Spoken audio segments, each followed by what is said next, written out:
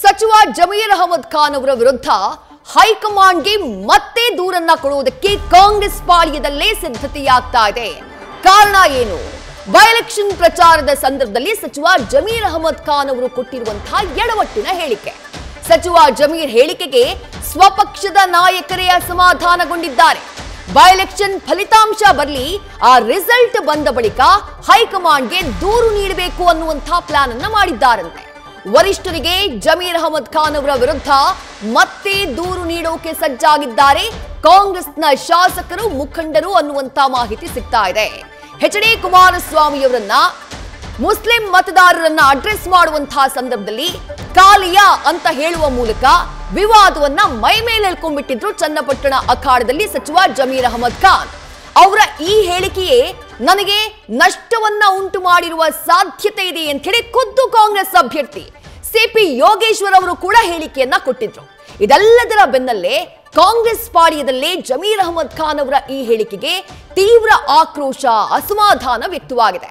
ಜಮೀರ್ ಅಹಮದ್ ಖಾನ್ ಅವರ ಹೇಳಿಕೆ ಸಾಕಷ್ಟು ದುಬಾರಿಯಾಗ್ತಾ ಇದೆ ಪಕ್ಷಕ್ಕೆ ಅನ್ನುವಂತಹ ಕಾರಣಕ್ಕಾಗಿ ನೇರವಾಗಿ ಹೈಕಮಾಂಡ್ ನಾಯಕರಿಗೆ ಮತ್ತೊಮ್ಮೆ ಜಮೀರ್ ವಿರುದ್ಧ ದೂರನ್ನ ಕೊಡೋದಕ್ಕೆ ಕಾಂಗ್ರೆಸ್ನಲ್ಲಿ ಕೆಲ ನಾಯಕರು, ಕೆಲ ಶಾಸಕರು ಮುಂದಾಗಿದ್ದಾರಂತೆ. ನಿಮಗೆ ನೆನಪಿರಬಹುದು, ಕಳೆದ ಕೆಲ ದಿನಗಳ ಹಿಂದಷ್ಟೇ ವಕ್ಫ್ ವಿಚಾರವಾಗಿ ರಾಜ್ಯದಲ್ಲಿ ಎದ್ದಂತಹ ಗೊಂದಲ, ಆ ಗೊಂದಲಕ್ಕೆ ಸಚಿವ ಜಮೀರ್ ಅಹಮದ್ ಖಾನ್ ಅವರೇ ಕಾರಣ ಅನ್ನುವಂತ ಆರೋಪ ಇತ್ತು.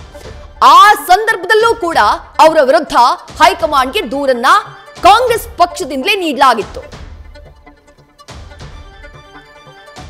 ಮತ್ತಷ್ಟು ಡೀಟೇಲ್ಸ್ ನಮ್ಮ ಪ್ರತಿನಿಧಿ ಶಿವಪ್ರಸಾದ್ ನೀಡ್ತಾ ಹೋಗ್ತಾರೆ. ಶಿವಪ್ರಸಾದ್, ಕಾರ್ಯಕರ್ತರನ್ನ ಸೆಳೆಯಬೇಕು, ಜನರನ್ನ ಸೆಳೆಯಬೇಕು, ಹೆಚ್ಚಿನ ಸಂಖ್ಯೆಯಲ್ಲಿ ಮತದಾರರನ್ನ ಅಟ್ರಾಕ್ಟ್ ಮಾಡಬೇಕು, ಶಿಳ್ಳೆ ಚಪ್ಪಾಳಿಯನ್ನ ಗಿಟ್ಟಿಸಿಕೊಳ್ಳಬೇಕು ಅನ್ನುವಂಥ ಅತಿ ಉತ್ಸಾಹದಲ್ಲಿ ಜಮೀರ್ ಅಹಮದ್ ಖಾನ್ ಅವರು ಎಡವಟ್ಟಿನ ಹೇಳಿಕೆಯನ್ನ ಕೊಡ್ತಾ ಇರೋದು ಇದೇ ಮೊದಲೇನಲ್ಲ.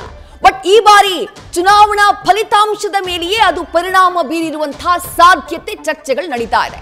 ಜಮೀರ್ ಅಹಮದ್ ಖಾನ್ ಅವರ ಈ ಹೇಳಿಕೆ ಬಗ್ಗೆ ಕಾಂಗ್ರೆಸ್ ಪಾಳ್ಯದಲ್ಲಿ ಯಾವ ರೀತಿ ಅಸಮಾಧಾನ ವ್ಯಕ್ತವಾಗ್ತಾ ಇದೆ, ಅವರ ಮೇಲೆ ಅಸಮಾಧಾನಗೊಂಡಿರುವಂತಹ ನಾಯಕರು ಯಾರ್ಯಾರು, ಹೈಕಮಾಂಡ್ಗೆ ಯಾವ ರೀತಿಯಾದಂತಹ ಕಂಪ್ಲೇಂಟ್ ಮಾಡಲಿದ್ದಾರೆ? ಜಮೀರ್ ಅಹಮದ್ ಖಾನ್ ವಿರುದ್ಧ ಹಿಂದೆ ವಕ್ಫ್ ವಿಚಾರದಲ್ಲೂ ಕೂಡ ಅನೇಕ ಶಾಸಕರು ಮತ್ತೆ ಕಾಂಗ್ರೆಸ್ನ ಮುಖಂಡರು ಹೈಕಮಾಂಡ್ಗೆ ದೂರನ್ನು ಕೂಡ ಸಲ್ಲಿಸಿದ್ರು. ಸದ್ಯ ಈಗ ಉಪಚುನಾವಣೆಯ ಸಂದರ್ಭದಲ್ಲಿ ಜಮೀರ್ ಅಹಮದ್ ಖಾನ್ ಅವರು ಆಡಿದಂಥ ಮಾತುಗಳ ವಿಚಾರ ಕುರಿತಂತೆ ಕಾಂಗ್ರೆಸ್ನಲ್ಲಿ ಪರ ವಿರೋಧದ ಚರ್ಚೆ ಕೂಡ ಆಗ್ತಾ ಇದೆ. ಅದು ಫಲಿತಾಂಶದ ಮೇಲೂ ಕೂಡ ಪ್ರಭಾವ ಬೀರುತ್ತೆ ಎಂಬತಕ್ಕಂಥ ಮಾತುಗಳು ಕೂಡ ಕೇಳಿ ಬರ್ತಾ ಇದ್ದು, ಇನ್ನು ಜಮೀರ್ ಅವರ ಹೇಳಿಕೆಯಿಂದಾಗಿ ಪಕ್ಷದಲ್ಲಿರ್ತಕ್ಕಂಥ ಶಾಸಕರುಗಳು ಕೂಡ ತಮ್ಮ ಅಸಮಾಧಾನವನ್ನು ತೋಡ್ಕೊಳ್ತಾ ಇದ್ದಾರೆ. ಈ ವಿಚಾರ ಕುರಿತಂತೆ ತಮ್ಮ ಕ್ಷೇತ್ರದಲ್ಲೂ ಕೂಡ ಜಮೀರ್ ಅವರ ಹೇಳಿಕೆ ವಿಚಾರ ಕುರಿತಂತೆ ದೊಡ್ಡ ಮಟ್ಟದಲ್ಲಿ ಚರ್ಚೆ ಆಗ್ತಾ ಇದೆ. ಪ್ರಮುಖವಾಗಿ ಪ್ರಬಲ ಸಮುದಾಯದ ಮತದಾರರೇನಿದ್ದಾರೆ ಇವರು ಈ ವಿಚಾರ ಕುರಿತಂತೆ ನಮ್ಮನ್ನ ಪ್ರಶ್ನೆ ಮಾಡ್ತಾ ಇದ್ದಾರೆ. ಪ್ರಮುಖವಾಗಿ ಜವಾಬ್ದಾರಿಯುತ ಸ್ಥಾನದಲ್ಲಿರ್ತಕ್ಕಂಥವ್ರು, ಸರ್ಕಾರದ ಭಾಗವಾಗಿರ್ತಕ್ಕಂಥ ಸಚಿವರು ಸರ್ಕಾರದ ಇಮೇಜ್ ಅನ್ನ ಹೆಚ್ಚಿಸ್ತಕ್ಕಂಥ ಕೆಲಸ ಮಾಡಬೇಕು, ಜೊತೆಗೆ ಎಲ್ಲ ಸಮುದಾಯದ ವರ್ಗಗಳ ಹಿತವನ್ನ ಕಾಪಾಡಬೇಕಾದಂಥ ಗುರುತರ ಜವಾಬ್ದಾರಿ ಸಚಿವರದ ಆಗಿರುತ್ತೆ. ಆದರೆ ಜಮೀರ್ ಅಹಮದ್ ಖಾನ್ ಅವರ ಹೇಳಿಕೆಯಿಂದಾಗಿ ನಮಗೆ ಮುಜುಗರ ಉಂಟಾಗ್ತಾ ಇದೆ. ಈ ವಿಚಾರ ಕುರಿತಂತೆ ಅನೇಕ ಮತದಾರರು ನಮ್ಮ ಕ್ಷೇತ್ರದಲ್ಲೂ ಕೂಡ ಪ್ರಶ್ನೆ ಮಾಡ್ತಾ ಇದ್ದಾರೆ ಅಂತಕ್ಕಂಥ ಆತಂಕ ಈಗ ಶಾಸಕರಿಗೆ ಎದುರಾಗಿದೆ. ಈ ವಿಚಾರ ಕುರಿತಂತೆ ಹೈಕಮಾಂಡ್ ಗಮನಕ್ಕೆ ತರ್ತಕ್ಕಂಥ ವಿಚಾರ ಇರ್ಬೋದು, ಹೈಕಮಾಂಡ್ಗೆ ಜಮೀರ್ ಅಹಮದ್ ಖಾನ್ ಅವರ ವಿರುದ್ಧ ದೂರನ್ನ ಮತ್ತೊಮ್ಮೆ ದಾಖಲಿಸಬೇಕು ಎಂಬತಕ್ಕಂಥ ವಿಚಾರಕ್ಕೆ ಸಂಬಂಧಪಟ್ಟಂತೆ ಅನೇಕ ಒಕ್ಕಲಿಗ ಸೇರಿದಂತೆ ಇತರ ಸಮುದಾಯದ ಶಾಸಕರುಗಳು ಕೂಡ ಚಿಂತನೆಯನ್ನ ನಡೆಸಿದ್ದಾರೆ.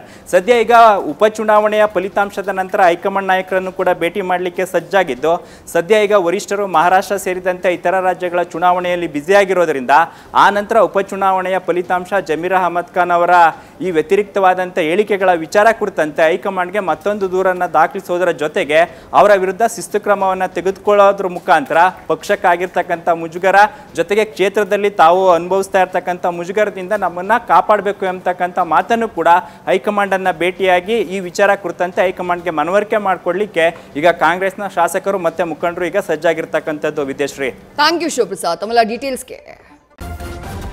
ನ್ಯೂಸ್ ಫಸ್ಟ್ ನಿರ್ಭೀತಿಯಿಂದ ನಿಮ್ಮ ಪರವಾಗಿ.